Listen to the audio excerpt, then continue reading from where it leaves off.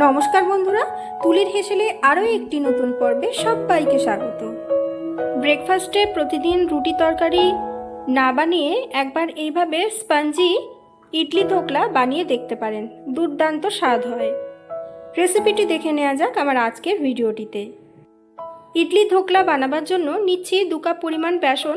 এইভাবে ছাঁকনি দিয়ে একটু প্রথমেই ভালো করে ছেঁকে নিতে হবে। স্পঞ্জি ধোকলা বানাতে হলে এই স্টেপটা কিন্তু একেবারেই মিস করা যাবে না। এবার এর মধ্যে দিয়ে দেব হাফ চা চামচ পরিমাণ লবণ, 1/4 চা চামচ পরিমাণ হিং, 1/4 চা চামচ পরিমাণ হলুদ গুঁড়ো আর 1 টেবিল চামচ পরিমাণ চিনি। সমস্ত শুকনো উপকরণ খুব ভালো করে বেসনের সাথে মিশিয়ে নিতে হবে। এবার হাফ কাপ পরিমাণ জল নিয়েছি, জলটা অল্প অল্প পরিমাণ দেব এবং ব্যাটারটা তৈরি করে নেব।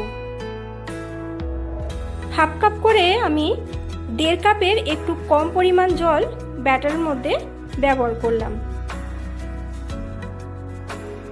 ব্যাটারটা মোটামুটি তৈরি হয়ে গেলে দিয়ে দিচ্ছি 1 টেবিল চামচ পরিমাণ পাতি লেবুর রস।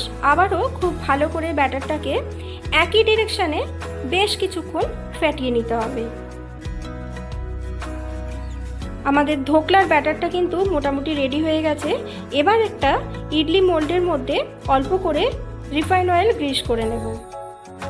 এবার ধোকলার ব্যাটারের মধ্যে হাফ চা চামচ পরিমাণ বেকিং সোডা, 1 চা চামচ পরিমাণ জল দিয়ে জেনারেট করে নিয়ে খুব ভালো করে বেশ কিছুক্ষণ ফেটিয়ে নিতে হবে। একই ডিরেকশানে ধোকলার ব্যাটারটা যত বেশি এইভাবে ফেটানো যাবে ধোকলা কিন্তু ততটাই স্পঞ্জি হবে। 1 থেকে 1.5 মিনিট সময় ধরে খুব ভালো করে ধোকলার ব্যাটারটা আমি এইভাবে ফেটিয়ে নিয়েছি। দেখে নিশ্চয়ই বুঝতে পারছেন আমাদের ব্যাটারটা কতটা ফ্লাফি হয়েছে।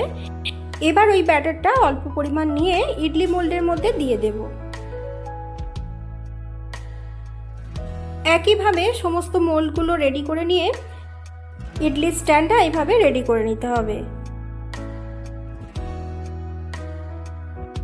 ইডলি মেকারের মধ্যে আমি আগে থেকে একটু জল ফুটতে দিয়েছিলাম।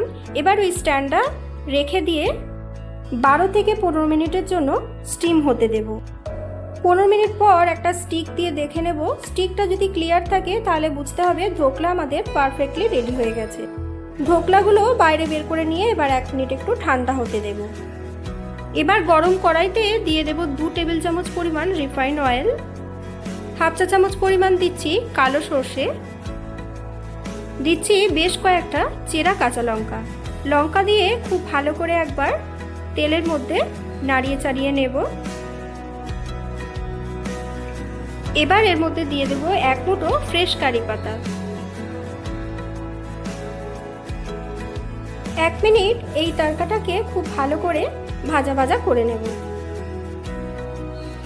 এবার মোটামুটি 3 কাপ পরিমাণ জল আমি দিচ্ছি। এবার স্বাদ অনুযায়ী চিনি দিলাম, দিচ্ছি খুব সামান্য পরিমাণে একটু লবণ। 1 মিনিট একটু ফুটিয়ে শিরাটাকে রেডি করে নেব। আস্তে আস্তে এইভাবে ছুরি দিয়ে ধোকলাগুলোকে মোল্ড থেকে আলাদা করে নিতে হবে। দেখুন কতটা স্পঞ্জি হয়েছে, নিশ্চয়ই দেখে বুঝতে পারছেন। এবার গরম গরম ওই চাটনিটা ধোকলার ওপর ছড়িয়ে দিলেই আমাদের spongy juicy dhokla almost done. আমার ভিডিওটি যদি আপনাদের ভালো লেগে থাকে তাহলে অবশ্যই ভিডিওটিতে একটি লাইক, কমেন্ট, শেয়ার করে পাশে থাকবেন। আমার চ্যানেলে নতুন বন্ধু হলে চ্যানেলটি সাবস্ক্রাইব করে নেওয়ার অনুরোধ রইল। পাশে থাকা বেল আইকনটি অবশ্যই প্রেস করে দেবেন যাতে আমার চ্যানেলে নতুন কোনো ভিডিও আপলোড করলে তার নোটিফিকেশান সরাসরি আপনার কাছে পৌঁছে যায়। আজ তাহলে আসি, আবার দেখা হবে নতুন কোনো রেসিপি ভিডিও নিয়ে খুব তাড়াতাড়ি। সকলে ভালো থাকবেন, সুস্থ থাকবেন। ধন্যবাদ।